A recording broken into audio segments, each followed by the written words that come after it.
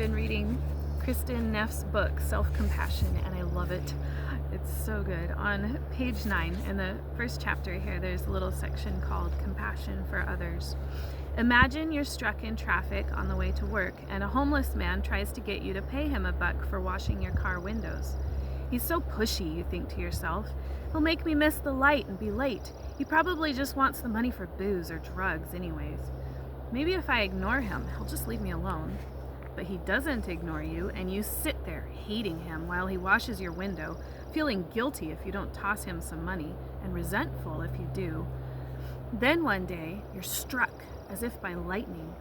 There you are in the same commuter traffic, at the same light, at the same time, and there's the homeless man, with his bucket and his squeegee as usual. Yet, for some unknown reason, today you see him differently. You see him as a person, rather than just a mere annoyance. You notice his suffering. How does he survive? Most people just shoo him away. He's out here in the traffic and fumes all day and certainly isn't earning much. At least he's trying to offer something in return for cash. It must be really tough to have people be so irritated with you all the time. I wonder what his story is, how he ended up on the streets. The moment you see the man as an actual human being who is suffering, your heart connects with him. Instead of ignoring him, you find, to your amazement, that you're taking a moment to think about how difficult his life is. You are moved by his pain and feel the urge to help him in some way. Importantly, if what you feel is true compassion, rather than mere pity, you say to yourself, there, but for the grace of God I go. If I'd been born in different circumstances, or maybe had just been unlucky, I might also be struggling to survive like that. We're all vulnerable. Of course, that might be the moment when you harden your heart completely. Your own fear of ending up on the street causing you to dehumanize this horrid heap of rags and beard. Many people do, but it doesn't make them happy.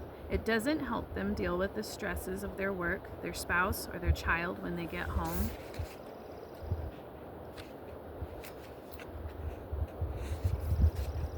It doesn't help them face their fears.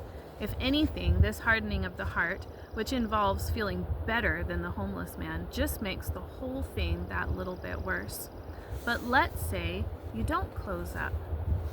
Let's say you really do experience compassion for the homeless man's misfortune. How does it feel? Actually, it feels pretty good. It's wonderful when your heart opens. You immediately feel connected, alive, and present. Now, let's say the man wasn't trying to wash windows in return for some cash. Maybe he was just begging for money to buy alcohol or drugs. Should you still feel compassion for him? Yes. You don't have to invite him home. You don't even have to give him $1.